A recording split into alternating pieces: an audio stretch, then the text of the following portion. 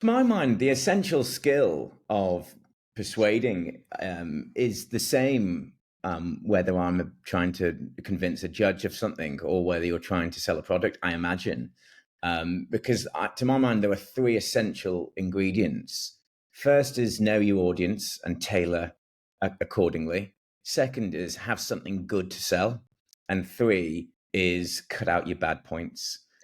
So, I mean, you'll presumably have seen the film Wolf of Wall Street, which is all about the life of Jordan Belfort, and he asked in the film, they asked the question, "Sell me this pen," and it's testing, how do you sell an item.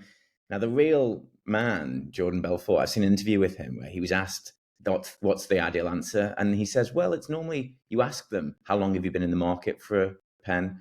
And it's that you want to, before you sell anything to anyone, you've got to know who you're selling to. And I think that's true in law and probably in sales.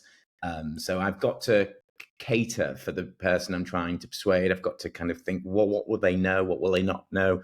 What's their inclination? And I will cater my argument to specific judges. I will take a case a certain direction with one judge and not with another.